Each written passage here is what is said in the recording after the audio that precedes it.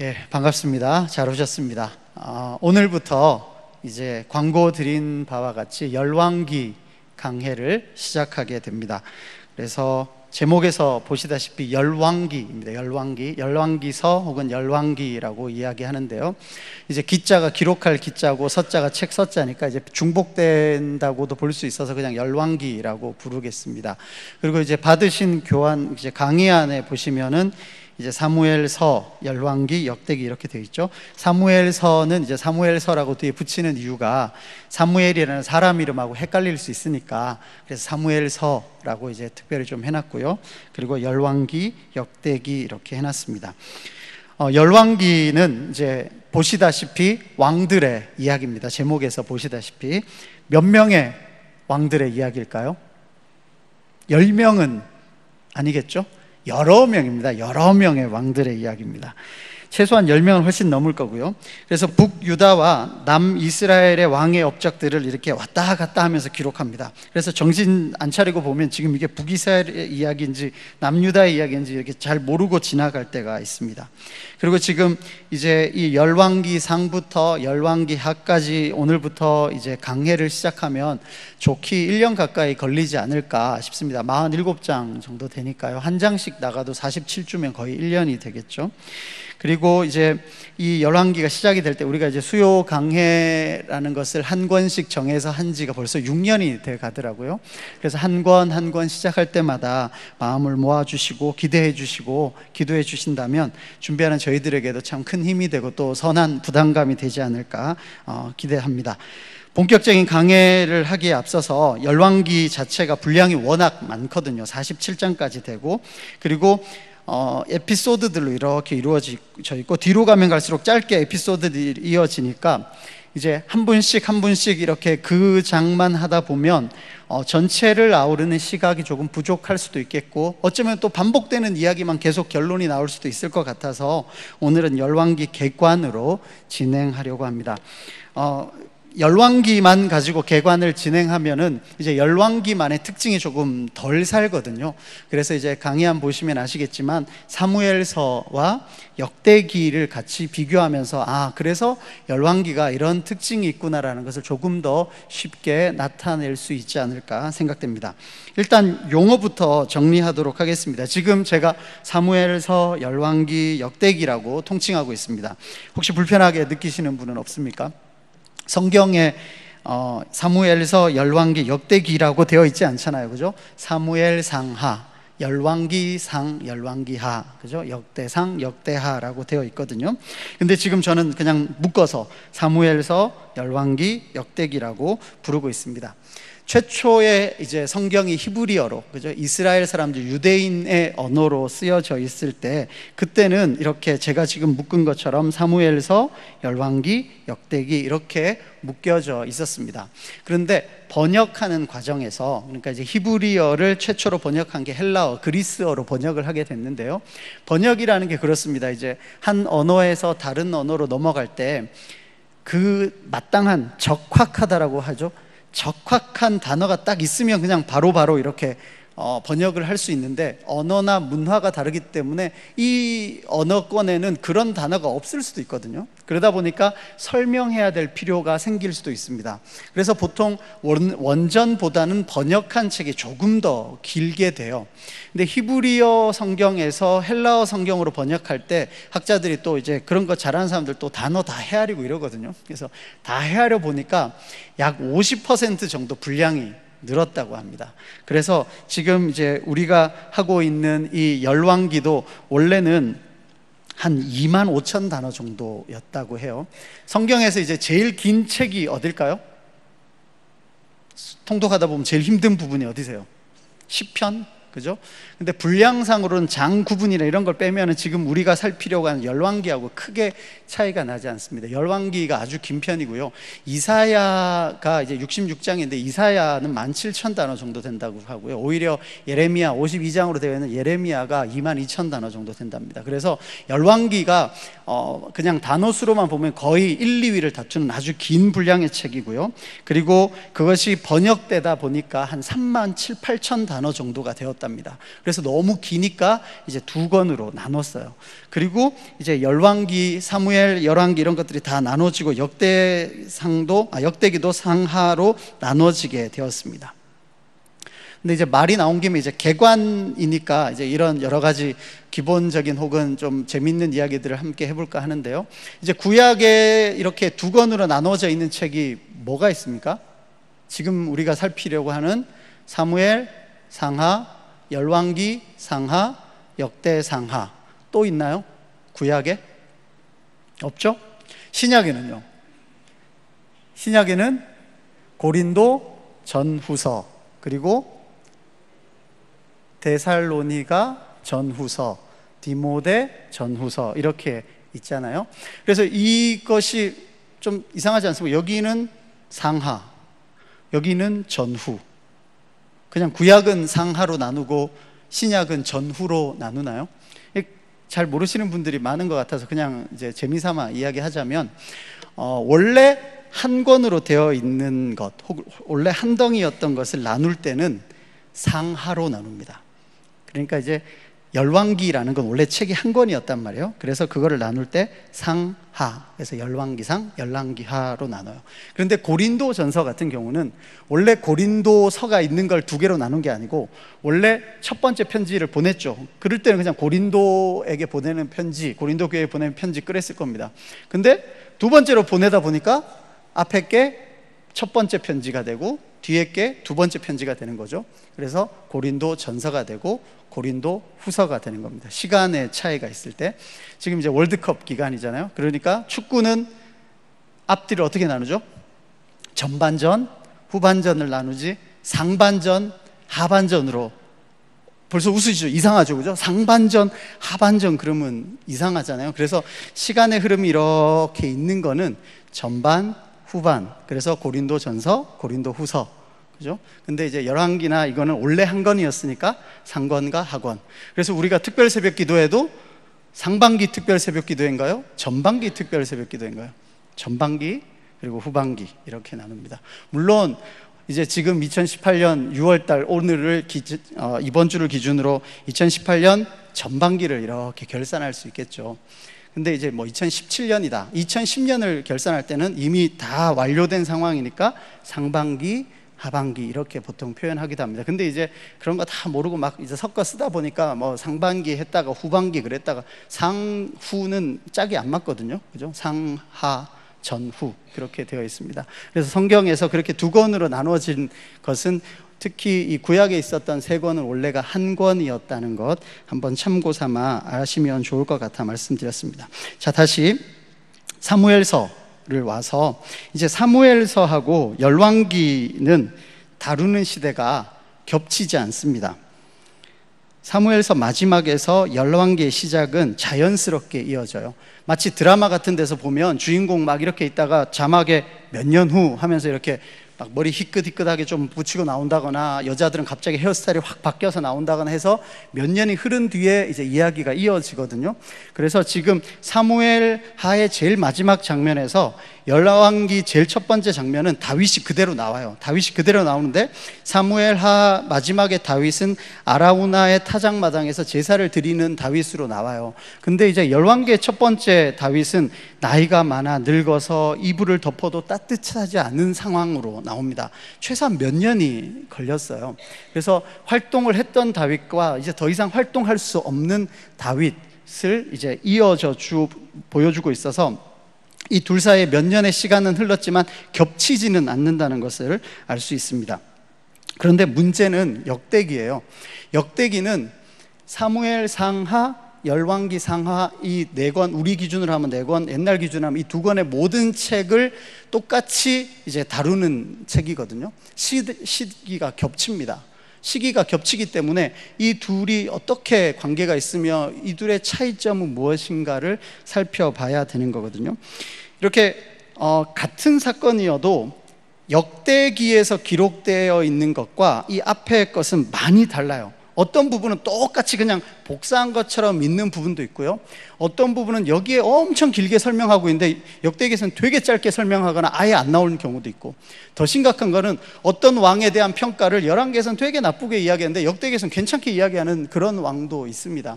그래서 이 역대기 때문에 이 사무엘서와 열왕기서를 읽을 때 헷갈릴까요? 아니면 도움이 좀 될까요? 역사를 이제 연구하는 사람들 입장에서는 한 권만 가지고 그 역사를 평가하기가 쉽지 않습니다. 그래서 항상 다른 것들과 객관적인 시각을 갖기 위해서 이렇게 서로 검증을 하거든요. 그리고 혹시 두 개가 서로 상반되는 입장이 있다면 하나를 포기하고 하나를 선택하기보다는 이 둘이 상반된 이유를 한번 생각해보고, 그리고 그 둘 어느 중간쯤에 진실이 있지 않을까라고 미루어 짐작하게 됩니다. 하나의 예를 들어보자면 이래요. 여러분이 이제 그 화가들이 이렇게 연필을 이렇게 들고 이렇게 그림 그릴 때처럼 엄지손가락 한번 이렇게 한번 내보시죠. 이렇게 엄지손가락을 딱 해서 멀리 이렇게 해가지고 한쪽 눈을 지그시 한번 감아보세요. 그리고 거기에 절을 넣으세요. 제가 안 보이게 만들어 보세요. 됐나요? 안 보이죠? 그러다가 반대 눈으로 바꿔보세요. 나타났습니까? 그죠? 또 다시 바꿔보세요. 왔다 갔다 한번 해보세요. 왔다 갔다, 눈을 왔다 갔다 이렇게 해보면 제가 막 움직이는 것 같아요? 아니면 손가락이 움직입니까? 달라진 건 하나도 없어요. 저도 그대로 있고 여러분의 손도 그대로 있지만 바라보는 시각에 따라 있다가 없다가 하는 거거든요. 그래서 어떤 물체를 바라볼 때 뭐 그런 것도 하잖아요. 이렇게 연필 같은 거 이렇게 놓고 한쪽 눈 감고 이거 이렇게 해보라 그러면 잘 못 맞춰요. 해보실래요? 이렇게 해서 한쪽 눈 가리고 이거 이렇게 딱 눌러서 제대로 맞추기가 쉽지 않습니다. 그죠? 자기 손이어서 좀 쉽지, 이거 그냥 멀리 놔두고 가면 거의 맞출 수가 없어요. 원근감이 없거든요. 그래서 두 개의 시각이 필요한 겁니다. 뭐 요즘은 두 개를 넘어서 3D, 4D 막 이렇게 이야기하잖아요. 그래서 막 스포츠 경기 보다 보면 갑자기 옆으로 삥 돌았다가 위로도 막 돌아갔다가, 그래서 우리가 한 면만 볼 수밖에 없는 거를 두 개의 눈을 가지고도 볼 수 있는 것을 넘어서는 부분까지 보려고 노력을 한단 말입니다. 그래서 역사를 바라볼 때 이렇게 두 개 이상의 자료가 있으면 정말 고맙게 여겨야 돼요. 그러니까 성경의 복음서도 마찬가지입니다. 복음서가 몇 개 있죠? 4개가 있잖아요. 그래서 이게 서로가 맞네 틀리네, 그래서 이게 거짓말이 아니네, 그런 유치한 질문 하지 마시고 이렇게 서로 다른 시각으로 바라봤기 때문에 우리가 더 정확하게 볼 수 있다고 감사하게 여겨야 되는 겁니다. 서신서도 마찬가지예요. 사도행전과 서신서를 같이 이렇게 볼 수만 있다면, 그러니까 사도행전을 잘 읽고 지도와 그때의 문화를 알고 그리고 서신서를 읽으면 서신서가 조금 더 입체적으로 다가올 수 있거든요. 그래서 사무엘서와 열왕기를 잘 읽으려면 역대기를 알면서 같이 비교하면서 읽어야 더 잘 읽을 수 있다는 이야기입니다. 모든 일이 그렇잖아요. 상대방의 입장이 이렇게 돼봐야, 그죠? 우리 뭐 요즘 뭐 정치권에서도 서로 막 이렇게 서로 이야기하는데 서로의 시각이 다르면 좋은 겁니다. 모두가 하나의 시각으로 간다는 건 외눈박이로 가는 거거든요. 그래서 서로의 시각을 인정하고 다름을 인정하고, 그래서 그 안에서 가장 정확한 것들을 바라보고 찾을 수 있는 거, 어쩌면 성경을 바라보는 그 자세, 겸허한 그 자세도 같이 필요한 거라고 생각이 됩니다. 자, 그렇다면 사무엘서를 한번 봅시다. 각 권의 책을 소개할 때 의뢰 저자를 먼저 밝히기 마련인데 저는 그냥 최초의 독자라고만 써놨습니다. 왜냐하면 사무엘서를 누가 썼는지 잘 알 수가 없습니다. 어느 지필진이 썼는지도 잘 알 수가 없고, 전 뭐 성경 잘 모를 때 사무엘서는 사무엘이 쓴 줄 알았는데 아니더라고요. 그리고 또 사무엘서의 주인공이 사무엘인 줄 알았는데 되게 짧게 나오고 그냥 없어요. 사무엘이 앞에 나갔다가 살짝 나오고 끝나거든요.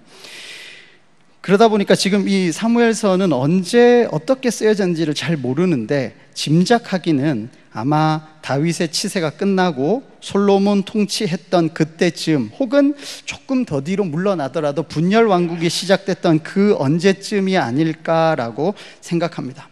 그런데 이거를 왜 이렇게 더 정확하게 알 수 있냐면 역대기를 보면 알 수가 있어요. 무슨 뜻이냐면 우리 역대기 한 번만 찾아봅시다. 역대상 10장입니다. 역대상 10장을 한번 찾아보시죠. 역대상 10장에 보면 그 병행 구절이라고 우리가 흔히 표현하는데요, 이 구절이 어디에 같이 나와 있습니다라고 표시해 주는 성경책들이 있을 겁니다. 혹시 그런 성경책 있으신가요? 거기 보면 사무엘상 31장 1절부터 13절 이렇게 되어 있는 책들이 있으세요? 예, 이 역대상 10장의 1절부터 12절까지는 사무엘상 31장 1절부터 13절에 나온다라고 이야기해요. 그리고 혹시 나중에 한번 살펴보시면 거의 비슷해요. 내용이 거의 비슷하고 뭐만 다르냐면 13절 14절 이 두 절이 역사가의 평가입니다. 13절 14절 제가 읽어볼게요. 사울이 죽은 것은 여호와께 범죄하였기 때문이라. 그가 여호와의 말씀을 지키지 아니하고 또 신접한 자에게 가르치기를 청하고 여호와께 묻지 아니하였으므로 여호와께서 그를 죽이시고 그 나라를 이새의 아들 다윗에게 넘겨주셨더라. 이 두 절로 사울 왕의 전 삶을 요약 평가하고 끝납니다. 역대상 1장부터 9장까지는 뭐냐면 다 족보거든요. 다 사람 이름이에요. 그리고 역대상 10장에 사울이 드디어 등장하거든요. 근데 한 장으로 끝나요. 그러면은 이게 분량이 어떻게 되냐면 사무엘상 한 권 전체예요. 사무엘상 한 권 전체가 역대상에서는 한 장으로 끝납니다. 다시 말해 어떻게 사울이 왕위가 됐는지, 그러니까 사무엘이 처음으로 시작하면 사무엘을 통해서 어떻게 왕정을 시작하게 됐고, 사무엘이 어떻게 사울에게 기름을 부었고, 그리고 또 어떤 실패를 겪었고, 그래서 다시 사무엘이 다윗을 기름을 붓고, 또 사울 왕과 다윗 왕 사이에 10년도 넘게 그런 권력 다툼이 있고, 그래서 마침내 다윗이 왕이 되었습니다가 사무엘상 전체 이야기라면, 지금 역대상에서는 그런 이야기 하나도 관심 없습니다. 그냥 사울이 왕이었는데 2절 만에 이러이러한 이유로 죽고 왕권이 이새의 아들 다윗에게 넘어갔습니다. 끝. 사무엘상에서는 약 30장에 걸쳐서 했던 이야기가 역대상에서는 한 장에 끝나는 겁니다. 왜 그럴까요? 그게 이제 사무엘서 제가 최초의 독자록 했던 거기에 보면 기원전 925년경이라고 적어놨거든요. 이때가 언제냐면 솔로몬이 이제 죽었거나 이제 첫 시작, 이제 사무엘서의 저작의 시작은 아마 솔로몬 통치기였지 않나 짐작이 되고요. 그리고 나서 분열 왕국 되었을 때쯤 끝났는지 뭐 하여튼 그 정도의 시간이거든요. 그러니까 그때 당시 사람들에게 관심은 어떻게 우리나라가 왕정 국가가 되었을까? 왕이 언제 시작이 되었을까? 혹은 초대 왕은 누구일까에서 시작이 됩니다. 근데 초대 왕은 사울인데 갑자기 왜 다윗이 왕이지? 그리고 다윗의 여러 아들들이 있는데 왜 솔로몬이 왕이 됐을까? 라는 거를 설명해 줘야 돼요. 그러다 보니까 그것과 관련된 이야기들을 자세하게 계속적으로 설명합니다. 왜 다윗이 왕이었는지. 근데 역대기를 적었을 때는 밑에 보시면 BC 440년경쯤 되거든요. 그러니까 벌써 이 사무엘서하고 역대기 사이에 500년 가까운 시간이 흐르는 겁니다. 500년 지난 그때에는 사울과 다윗의 권력 다툼 이런 거 아무도 관심 없고요. 다윗의 뭐 첫째 아들, 둘째 아들, 셋째 아들 무슨 반역을 일으키고 이런 것도 아무 관심이 없습니다. 그냥 사울이 이랬는데 사울은 이러이러한 이유 때문에 아웃됐고 이새의 아들 다윗에게 왕권이 넘어갔고 그 다음은 솔로몬입니다. 그냥 그러고 끝이에요. 그러니까 그 각 시대의 독자들에게 어떤 이야기를 전해주려느냐에 따라 벌써 분량에서부터 차이가 많이 나는 겁니다. 그리고 이어지는 이 배경이나 교훈을 한번 생각해 보면 왕정과 왕국이 시작이 되거든요. 일단 혼란했던 사사시대가 이제 마무리가 되고 다른 이방 나라들처럼 우리도 왕을 세워주십시오라는 그 과정을 설명해 줍니다. 그게 그 시대의 질문이라고 할 수 있어요. 각 시대마다 그 시대가 절실하게 묻고 답을 원하는 질문들이 있거든요. 예를 들자면 이렇습니다. 정치적인 이야기가 민감할 수도 있겠지만 만약에 1950년대, 60년대 우리나라에 가장 절실했던 질문 혹은 답 뭐였겠습니까? 반공이죠, 반공. 그때는 뭐라 해도 반공이 국시입니다. 그러고 나서 70년대로 넘어가면서 이 반공이 약간 다르게 변주가 돼요. 그래서 경제개발, 새마을운동 이렇게 해서 결국 북한보다 더 잘 사는 남한, 우리의 체제의 우수성이 더 낫다라고 해서 경제발전의 그 화두가 옮겨집니다.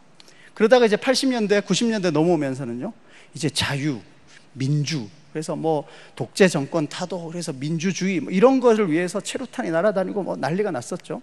그러고 나서는요, 이제 IMF가 터지고 나서 뭐 사회 안전망이다 뭐 여러 가지 이야기하면서 혼자 잘 사는 게 아니라 같이 잘 살아야겠구나, 복지가 필요하고 인권이 중요하다, 이제 이런 화두가 던져지는 겁니다. 근데 그게 각 시대의 질문이에요. 근데 이 시대의 질문을 조금만 앞이나 뒤로 하면은 이제 이상한 거죠. 뭐 예를 들어 1950년대 어느 중반에 어떤 뭐 대통령 후보가 나와가지고 복지와 인권을 이야기하면서 대통령 후보에 나왔다 그러면 저 사람 도대체 뭐 하는 사람인가 싶은 거죠. 아니면 지금 이 시대에 와가지고 방공을 국시로 삼고 막 이래버리면 지금 막 정상회담하고 막 이런데 그런 상황이 안 맞단 말이에요. 시대의 질문이 있다는 겁니다. 그래서 이제 솔로몬 시대쯤, 이제 다윗 왕 때 막 끊임없는 전쟁이 있었고, 이제 솔로몬 시대에 조금 안정이 돼서 성전도 짓고 왕궁도 짓고 문화가 발달해 가면서 이제 한번 돌아보는 거죠.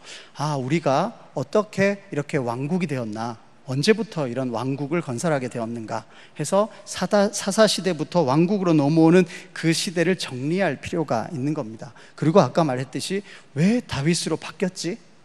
그 이야기를 설명해 줘야 됐던 거죠.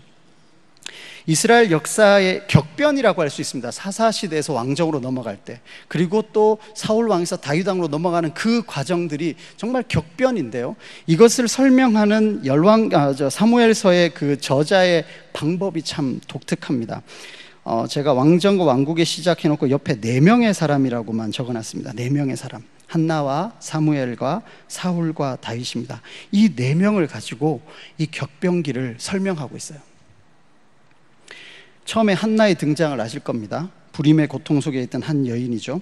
그리고 그 품에 사내 아이가 등장하게 되고 태어나게 되고, 그리고 이 아이를 하나님께 바치고, 그러면서 한나의 기도가 사무엘서의 시작을 알립니다. 그리고 나서는요, 아까 이야기했듯이 왕정을 요구하고, 사무엘이 왕정을 설명하고, 그렇게 하면 안 된다 뭐 이런 이야기들 하고, 그래도 왕정을 요구하고, 그래서 사무엘을 통해서 사울을 기름 부어서 왕을 세우고, 처음에는 사울이 겸손했는데 나중에 그렇지 않았고, 이런 이야기들을 계속 이야기해 줍니다.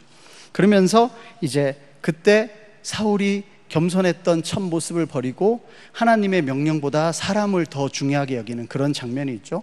그래서 그 유명한 사무엘의 교훈, 순종이 제사보다 낫습니다 하고, 그 사건 이후로 사무엘은 다시는 사울을 바라보지 않습니다. 그리고 돌아서서 하나님의 명을 받아 다시 새로운 왕을 기름 부으러 가죠. 그렇게 여러 명이 등장하는데, 그런데 이 사람들이 나오는 그 시점이 조금 달라요. 그러니까 나오는, 등장하는 그 배경이 참 독특합니다. 뭐냐면 한나를 한번 생각해 보십시오. 불임의 고통에 빠져 있는 한 여인, 남편의 사랑과 배려가 있긴 하지만 그 다른 두 번째 부인과의 질투 뭐 이런 것 때문에 그 가정에서의 그 위치가 그렇게 좋지 않습니다. 그 여인에게서부터 설명이 시작이 돼요. 그리고 나서 사무엘로 이어집니다. 사무엘도 우리가 결론을 아니까 그렇지, 사실 그냥 놓고 보면 그렇게 권할 만한 배경은 아니었어요. 젖된 후에 성전에 들어가서 키움을 받기는 했는데, 그때의 제사장이 엘리였고, 그리고 그 아들이 홈리와 비나스, 정말 우리가 잘 아는 아주 나쁜 예의 삶을 보았습니다. 그렇다면 만약에 사무엘이 실패한 인생을 살았다면 그 이유로 꼽았을 첫 번째 이유가 부모님 일찍 떠나가지고 홈리와 비나스와 같이 청소년기를 보내가지고 나쁜 거 금방 배워서 사무엘이 이렇게 됐다라고 설명하기 참 좋아요. 근데 그렇지 않고 엘리와 홈리와 비나스 그 사람들 틈바구니에 살았지만 사무엘은 그들과 다른 길을 걷게 되는 거죠. 사울 왕은 또 어떻습니까? 뭐 키가 크고 준수했다고 이야기는 하지만 처음 기름 부음 받으려고 할 그때 짐 사이에 숨어 있었던 사람이에요. 그렇게 눈에 띄지 않았던, 혹은 숨으려고 했던 사람이고, 그렇게 해서 기름 부음 받고 왕 만세를 막 외치고 해놓고는 나중 기사를 보면 밭에 가서 소 몰고 있어요. 그게 사울이거든요. 다윗은 또 어떻습니까? 사무엘이 기름 부으려고 이제 이새의 집에 가서 내가 제사 드리러 왔습니다, 당신의 아들들 다 불러 모으십시오 해서 다 불러 모을 그때에 흔한 표현으로 축에도 끼지 못했어요. 사무엘 선지자가, 그 시대를 대표하는 선지자가 집에 방문해서 당신 아들들 다 모으십시오, 제사를 드리겠습니다 라고 했을 때 아버지가 부를 생각도 하지 않았던, 혹은 한 명이 양을 지켜야 된다면 얘 보내서 지켜야지 하고 다 부르고 남겨뒀던 사람이 다윗이었어요.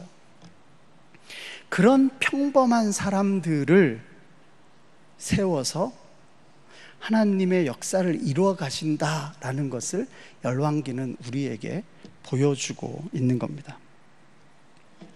그래서 열왕기를 바라보실 때 특별히 이제 우리가 2015년, 16년으로 기억합니다. 우리가 사무엘서를 가지고 담임 목사님 통해서 강해를 들었잖아요. 그리고 그때 이제 참 많은 후기들을 들은 것 중에 공통되는 의견이 뭐였냐면, 목사님이 우리 사무실에 왔다 가셨나? 너무 내 상황을 지금 잘 아시는 것 같다. 정말 딱 맞는 말씀을 해주시는 것 같다. 이런 이야기들을 자주 들었습니다. 왜냐하면 이 사무엘서에 나왔던, 아까 말했던 한나나 사무엘이나 사울이나 다윗이나 그리고 그 주변에 있던 많은 사람들이 너무나 평범했던 사람들이에요. 너무나 평범해서 우리네 삶과 참 닮아있던 그 사람들을 통해서 하나님이 역사를 어떻게 이끌어 가시는가를 보여줬단 말이에요. 그래서 우리가 그 사무엘서 강해를 들을 때 내 이야기 같구나. 그래서 위로가 됐고, 또한 동시에 그런 사람들을 통해서 하나님의 비범한 역사의 이야기를 이끌어 가시는 걸 보면서 나를 통해서도 하나님 나를 세워 가실 수 있겠구나, 우리가 소망을 가졌던 기억을 합니다. 사무엘서는 그런 책입니다. 그리고 두 번째 책은 열왕기인데요, 열왕기는 이제 나라를 잃었습니다.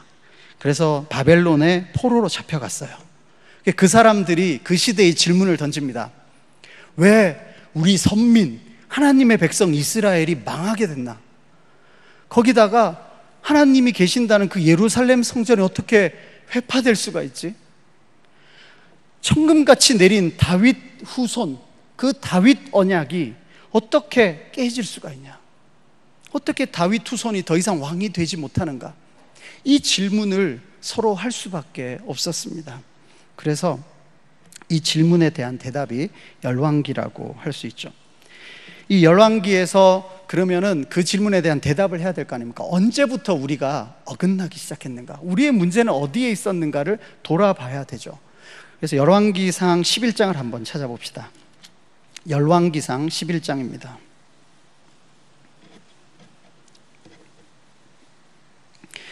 열왕기상 11장을 보면은 그 표제어, 문단, 주제어처럼 이렇게 되어 있는 책들이 있을 겁니다. 제 책에는 이렇게 되어 있습니다. 솔로몬의 마음이 여호와를 떠나다 라고 해서 솔로몬의 마음이 여호와를 떠난 이야기를 11장 1절부터 해주고 있어요.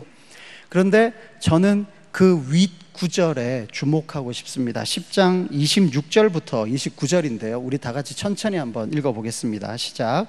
솔로몬이 병거와 마병을 모으매 병거가 1400대요 마병이 12,000명이라 병거성에도 두고 예루살렘 왕에게도 두었으며 왕이 예루살렘에서 은을 돌같이 흔하게 하고 백향목을 평지의 뽕나무같이 많게 하였더라. 솔로몬의 말들은 애굽에서 들여왔으니 왕의 상인들이 값주고 산 것이며 애굽에서 들여온 병거는 한 대에 은 600세겔이요 말은 한 필에 150세겔이라. 이와 같이 햇사람의 모든 왕과 아람 왕들에게 그것을 되팔기도 하였더라. 이제 일종의 중개 무역이거든요. 되팔았다는 건 많은 이문을 남겨서 이제 중개 무역을 했다는 건데, 이게 그냥 언뜻 보면 잘 살았다. 그 앞에 이제 부귀 영화에 관한 이야기 쭉 나오거든요. 그러면서 이것도 마찬가지로 부귀 영화의 한 장면이겠거니 하고 생각할 수 있습니다. 그런데 이제 신명기 17장, 우리가 며칠 전에 새벽에 살펴봤던 신명기 17장에 보면은 이것이 좀 다르게 이야기되고 있습니다. 제가 한번 찾아서 읽어보겠습니다.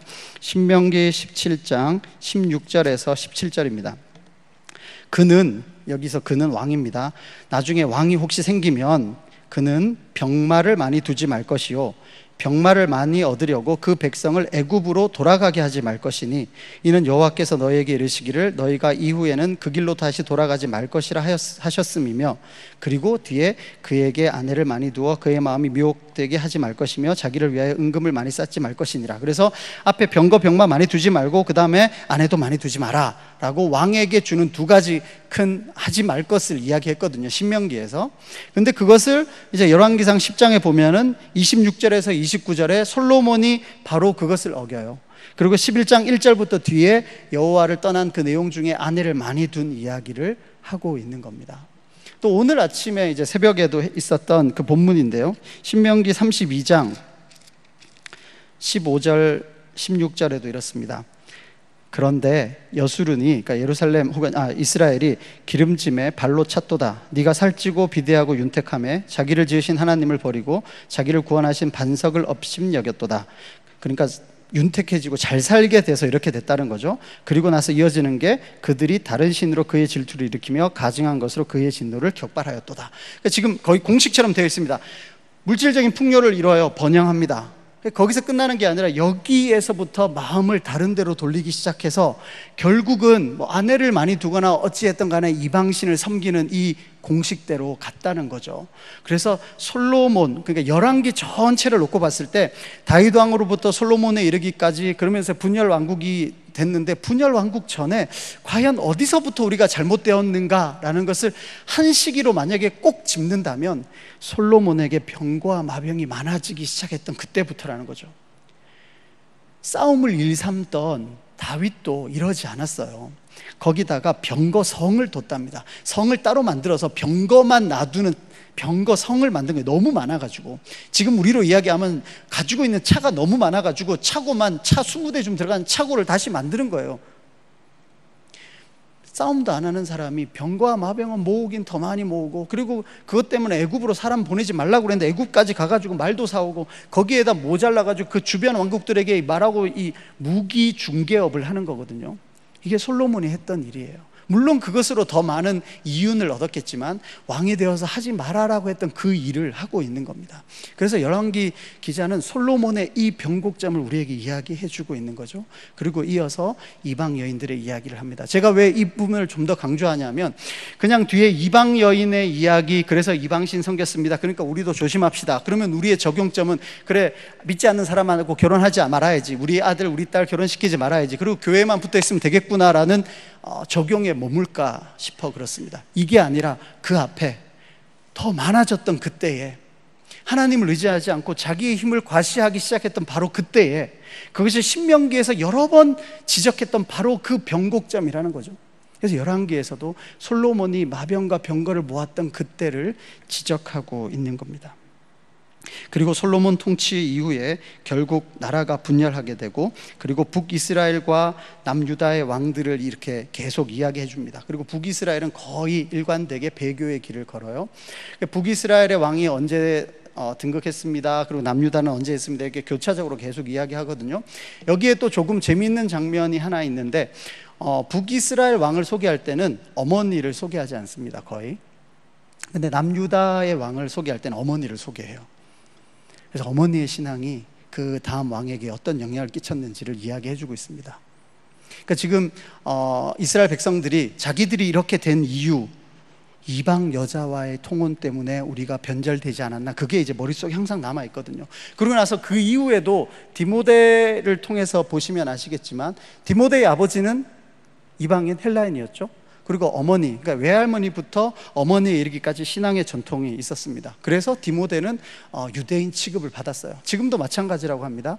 아버지하고 어머니 중에 아버지가 유대인이고 어머니가 이방인이라면 이 자녀는 이방인 취급을 받고요, 아버지가 이방인이지만 어머니가 유대인이면 이 자녀는 유대인 취급을 받을 수 있다고 해요. 그만큼 어머니의 신앙이 중요하죠. 그래서 우리가 막 의미심장하게 무슨 이야기를 할 때는 조국 막 이렇게 이야기하지만, 나머지는 보통 모국이라 그러잖아요. 모국. 그리고 모국어라고 하죠. 모국어. 그러니까 어머니 나라의 말이에요. 엄마 말. 그러니까 영어로도 mother tongue이에요. 엄마의 엄마의 입으로 통해서 전해진 배운 언어라는 거죠. 그래서 우리 지금 어머니들이 자녀들에게 알게 모르게 하는 그 모든 말들, 혹은 그 삶의 모습들이 그 아이의 신앙의 기반을 형성한다고 보는 거죠. 그래서 열왕기 저자는 남유다의 왕들을 이야기할 때 그의 어머니는 누구였더라, 이렇게 표기해 주고 있습니다.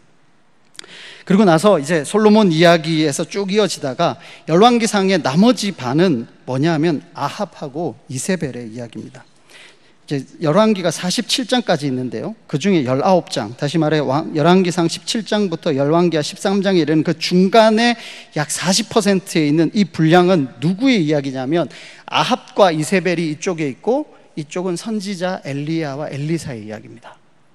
그러니까 왕들의 이야기, 열왕기잖아요. 왕들의 이야기를 다 하기에도 지면이 모자랄 텐데 선지자의 이야기가 중간에 정말 많은 분량을 차지하고 있어요.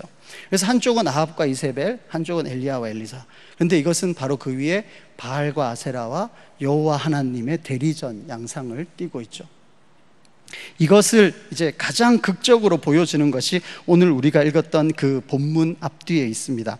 오늘 읽었던 본문 조금 앞으로 와서 보면은 열왕기상 18장 21절에 이제 엘리야가 갈멜산 전투 중에 이제 이스라엘 백성들에게 이렇게 이야기합니다. 열왕기상 18장 21절인데요. 우리 같이 한번 읽어볼까요? 열왕기상 18장 21절입니다. 시작. 엘리야가 모든 백성에게 가까이 나아가 이르되 너희가 어느 때까지 둘 사이에서 머뭇하려느냐? 여호와가 만일 하나님이면 그를 따르고 바알이 만일 하나님이면 그를 따를지니라 하니 백성이 말 한마디도 대답하지 아니하는지라. 이 정도 물어보면 대답할 것도 같은데 백성이 말 한마디도 대답하지 않아요. 이게 열왕기 전체의 주제라고도 할 수 있습니다. 언제까지 둘 사이에 있냐? 하나님을 섬길 것인지 아니면 바알을 섬길 것인지. 다시 말해 하나님이 참신이냐 바알이 참신이냐. 둘 사이에 언제까지 머뭇하려느냐. 둘 중에 하나를 택하라. 그런 이야기가 되겠죠. 그러고 나서 이제 그 갈멜산 전투가 있고 나서 그 다음에 또 이세벨이 그 소식을 듣고 엘리야 죽여버리겠다 그래가지고 엘리야는 로뎀나무 밑에 도망갔다가 그리고 40주 40야를 거쳐서 시내산까지 가가지고 거기서 바람도 있고 불도 있고 지진 가운데 하나님이 안 계시는 걸 알고 드디어 세미한 소리 중에 여호와께서 말씀하신 내용이 오늘 읽었던 본문이거든요. 그렇게 해서 19장 15절에 이렇게 돼 있습니다. 지금 엘리야가 어떤 상황이냐면 갈멜산 전투에서 이겼어요. 근데 그 다음날 이세벨이 내가 엘리야 꼭 죽이고 만다 이 이야기 들으니까 도망가는 거예요. 전 조금 이해가 잘 안 가거든요. 사실 제가 만약에 그 정도의 영역이 있다면 이세벨이 그렇게 말했다 그러면 바로 지금 상황이 어느 때인데 어제 같으면 몰라도 오늘은 더 이상 아니다 이러면서 오히려 이세벨을 죽여라 막 이렇게 했을 것 같은데 그 이야기 듣고 도망가요. 그리고 주님 저만 남았습니다 이러고 이제는 아무것도 못하겠어요. 그래서 이제 다크나이트, 우리 이제 담임 목사님 자주 말씀하죠. 영적 탈진에 완전히 빠져버립니다. 그리고 나서 40일을 더 도망가가지고 이제 했던 이야기가 이건데요. 처음 읽었을 때는 이게 도대체 무슨 말인가 싶어요. 보시면 15절에 여호와께서 그에게 이르시되 너는 내 길을 돌이켜 광야를 통하여 다메섹에 가서, 다메섹이 뭐냐면은 이 도망갔던 그 그러니까 지금 북이스라엘에서 도망가서 남유다를 거쳐서 더 밑에까지 도망가거든요. 예를 들자면 이렇습니다. 평양에서 사고 쳐가지고 제주도도 아닌 저 동남아까지 도망가 있는 엘리야한테 너 다시 돌아가가지고 평양을 지나서 저 북한을 넘어가지고 중국에 가서 시진핑이 버젓이 살아있는데 딴 사람을 지목해서 이 사람이 다음 왕이야 라고 기름 부으라는 이야기예요. 지금 엘리야 하나도 지금 먹고 살기 바빠 죽겠고 지금 안전이 보장 안 된 상태에서 이웃 나라를 가서 그 나라의 차기 왕에게 기름을 부으라는 겁니다. 이 반역이거든요. 그리고는요 16절에 너는 또 님시 아들 예후에게 기름을 부어 이스라엘의 왕이 되게 해라. 지금 아합하고 이세벨이 눈은 시퍼렇게 살아있고 거기다 이세벨이 엘리야 죽이려고 혈안이 되어 있는데 거기다 대놓고 다시 이스라엘로 가가지고 어떤 제3의 인물에게 기름을 부어서 네가 다음 이스라엘 왕이야 라고 이야기하랍니다. 도대체 이게 무슨 말입니까? 그리고는 또 한 사람을 지목해서 너 뒤에 선지자 후보가 있다. 너 선지자 후계자를 세워라. 그리고 여러 가지 일들이 있을 거지만 바알에게 입맞추지 않은 7,000명을 내가 더 남기겠다. 그냥 처음에는 약간의 위로가 됐어요. 뭐냐 하면 저밖에 없습니다 라고 이야기할 때 7,000명이나 더 있다. 거기다가 선지자도 후보 세워줄게. 그냥 그 정도로만 이해가 됐어요. 근데 조금 더 생각해 보니까 지금 아합과 이세벨이 전부인 세상에서 아람에 가서도 왕을 세우고 북이스라엘 가서도 왕을 세우랍니다. 그러니까 지금 이세벨의 세상인 것 같은데 여전히 역사를 주관하고 계시는 분은 여호와 하나님이라는 거죠. 아람의 왕을 세우시는 하나님, 북이스라엘의 왕을 세우시는 하나님, 선지자의 후계자를 세우시는 하나님, 그러고도 7,000명을 남겨주시면서 이 역사의 주인은 나다. 지금 눈앞에는 내가 안 보이는 것 같고 내가 없는 것 같아 보이고, 사람들은 바알과 나 사이에서 머뭇머뭇하고 오히려 내가 없어서 바알이 전부인 것처럼 섬기고 있는 이 세상에 너만은 꼭 알아둬라. 아람도 나의 것이고 북이스라엘도 나의 것이고 아직도 나를 섬기는 7천 명이 있다. 이것을 열왕기에서는 이야기해주고 있는 겁니다. 이것은 그때 당시에만 유효한 게 아니라요, 열왕기를 썼던 그 첫 번째 독자들에게도 똑같습니다. 나라를 잃었어요. 예루살렘 성전도 더 이상 없습니다. 선민이 왜 이렇게 됐나, 성전은 어디 갔나, 이러고 있는 사람들에게 눈에 보이지 않는 하나님의 역사하심을 믿느냐? 다윗의 언약은 유효하다. 하나님이 너희들을 회복시키실 것이다. 그것을 끊임없이 이야기해 주려고 하는 것 같습니다. 이것은 우리에게도 여전히 유효합니다. 우리네 인생 사는 거 생각해 보면 하나님이 없는 것 같고, 도무지 이 세상의 주인은 돈인 것 같고 권력자들인 것 같고, 지금 오늘 하루하루의 내 삶에서 하나님의 영향력은 너무나 미미해 보인다는 거죠. 그런 우리들에게 아람 왕을 세우시고 북이스라엘 왕을 세우시고 선지자 후계를 세우고 7천 명을 남겼던 그 하나님이 지금도 여전히 역사를 주관하고 계신다는 것을 여러분은 믿으십니까? 참 재미있는 이야기를 해보면요, 만약에 오늘자 신문을 하나 이렇게 들고 한 3년이나 4년 전으로 누가 간다고 한번 생각해 봅시다. 가가지고 미국에는 트럼프가 대통령이 될 거예요. 그러면 무슨 말도 안 되는 소리를, 그렇죠? 박근혜 씨가 탄핵됐어요. 야, 이건 또 무슨 소리냐, 그렇죠?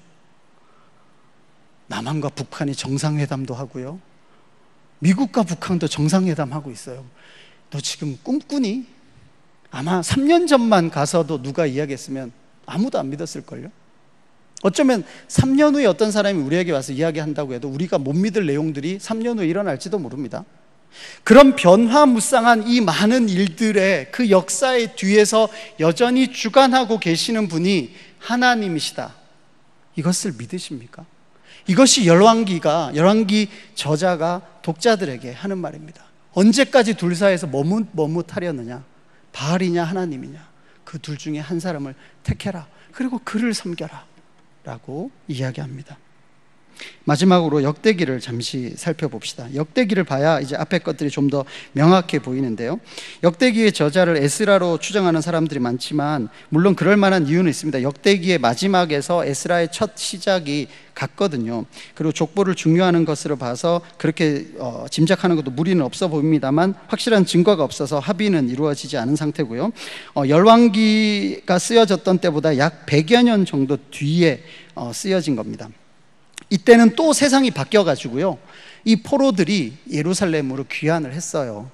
귀환을 하고서도 성전도 이미 완공이 됐고 성벽도 재건이 됐던 어느 날인 겁니다. 그랬을 때 그 시대의 질문은 과연 무엇이었을까요? 그들의 질문은 우리가 누구냐? 우리가 누구냐? 이겁니다. 지금 북이스라엘을 기준으로 밑에 제가 주요 사건 추정 연대를 해놨는데요, 북이스라엘이 망했던 걸로 해서 역대기 기록으로 대충 살펴보면 거의 한 300년 정도 되거든요. 그리고 이제 남유다에서부터 이쪽으로 봐도 100년이 훨씬 넘어요. 이 정도의 기간이면 우리가 이제 미국으로 이민 간 사람들, 최초로 미국으로 이민 간 게 하와이 쪽으로 갔잖아요. 사탕수수 밭에. 그게 1902년밖에 안 됐어요. 그러다가 이제 좀 흐물흐물해지다가 1965년 됐을 때 다시 이민법이 바뀌어서 거의 60년대 말 70년대부터 미국으로 이민 가기 시작했거든요. 지금부터 50년 정도밖에 안 됩니다. 근데 벌써 이제 이민 3세대, 4세대가 나오잖아요. 그 중에 3세대만 돼도 한국말 거의 잘 못해요. 그리고 이제 항상 청소년기를 넘어서서 자기가 누구냐 질문하게 돼 있잖아요. 근데 100년도 넘었고 한 300년 돼버린 북이스라엘 쪽 사람들은 도대체 자기가 누군지 히브리 말 다 잊어버리고요. 그래서 헬라 말, 그래서 성경도 그렇게 번역해야 됐던 거고요. 자기들이 누군지도 모르겠고 뭐 회복해라 그러는데 뭘 회복해야 되는지도 모르겠다는 거예요. 그래서 역대기 저자는 우리가 누군지, 그리고 어떤 사람이 와가지고 저도 이스라엘 백성이에요 말하는데 얘가 이스라엘 백성인지 아닌지 구분을 못 하겠는 거예요. 성전을 회복하려고 했는데 레위인들 모이세요 했는데 저 레위인입니다 라고 왔는데 이 사람이 진짜 레위인인지 아닌지 구별을 못 하겠어요. 그래서 역대기 1장부터 9장까지 뭐가 나오냐면 족보가 쫙 나옵니다. 마태복음 1장에 족보 많은 것 같죠? 아니요, 역대기는 1장부터 9장까지가 족보입니다. 마태복음은 아브라함부터 시작하잖아요. 역대기는 아담부터 시작합니다. 아브라함은 28절 나와요. 1절부터 쭉 나와요. 28절 돼야 겨우 아브라함 나오거든요. 그리고 나서 뭐 우리가 흔히 말하는 직계 자손뿐만 아니라 반계 자손까지 다 나와요. 쉬운 표현으로 피아 식별하는 겁니다. 지금 이놈이 우리 이스라엘 백성이라고 하는데 진짜 너 족보 한번 따져가 보자. 너 이스라엘 맞나 안 맞나? 얘가 레위인이라고 지금 일하겠다고 왔는데 진짜 레위인 맞나 안 맞나 한번 찾아가 보자. 족보 혹은 출석부와도 같은 거예요. 그리고 나서 아까 말했듯이 10장이 돼서야 사울왕 이야기 한 장 하고 넘어갑니다. 그리고 11장에 가가지고 다윗 이야기 하는데요, 다윗 이야기도 사무엘하 그 많은 이야기 중에 몇 개의 에피소드 빼고 다 줄여버립니다. 남아있는 에피소드는 거의 무엇과 관련되어 있냐면 법궤를 어디에서 어떻게 옮겨왔습니다. 그리고 성전 세울 준비를 합니다. 그래서 성전 세울 준비할 때 레위인들이 어떻게 됐고요, 문지기 이름까지 쭉 나오고 곡간지기 이름 나오고 뭐 지방의 관찰사 이름들까지 다 나옵니다. 또다시 사람 이름이 어마어마하게 나와요. 무슨 전화번호부 같아요. 그게 역대기예요. 근데 아까도 말씀드렸듯이 이 목적이 있거든요. 역대기는 우리가 누구인가를 알려줘야 됐어요. 그래서 역대기에는 다윗 왕이 밧세바와 잤던 이야기 안 나옵니다. 별로 관심이 없어요. 근데 노년에 인구조사했던 건 나옵니다. 왜요? 그 아라우나 타작마당에서 성전을 짓잖아요. 그렇기 때문에 모든 것이 성전이 어떻게 준비되었는가에 초점을 맞춰서 기록하고 있습니다. 오늘 좀 긴 말씀을 나눴는데요, 말씀을 한번 정리해 봤으면 좋겠습니다. 여러 가지 이야기가 있지만 여기 손가락으로 표시되어 있는 부분 있잖아요. 손가락으로 표시되어 있는 부분만 우리가 기억하더라도 충분하지 않을까 생각이 됩니다. 처음에 보시면 평범한 사람들의 이야기에서부터 비범한 하나님의 이야기가 시작이 되었습니다. 그것이 사무엘서의 이야기입니다. 그렇게 왕정이 쭉 흘러내려오다가 이 사람들이 멸망해서 이방인 땅에 포로로 잡혀갔습니다. 바벨론 땅에 앉아서 자기들을 돌아보죠. 우리가 왜 이렇게 됐는가? 돌아보니 우리가 바알과 하나님 사이에서 머뭇하지 않았는가? 우리가 그 번영에 취해서 바알을 숭배하지 않았던가? 그래서 누가 왕인지, 우리가 누구를 섬겨야 할 것인지 다시 돌아봐야겠다 라는 것이 열왕기의 이야기입니다. 그리고 우리가 앞으로 1년간 이 왕들의 이야기를 통해서 이 이야기들을 읽고 배우게 될 것입니다. 그러고 나서 한 100여 년 지났을 때 다시 이 사람들이 바벨론에서부터 예루살렘으로 돌아와요. 그리고 나서는 이제 돌아봅니다. 우린 누구지? 그럼 무엇을 중심으로 우리는 회복되어야만 할까? 라는 것을 서로에게 묻고 대답을 합니다.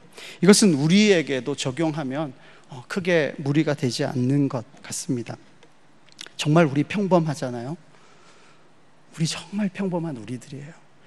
그런데 우리들을 통해서 하나님이 일하실 것입니다.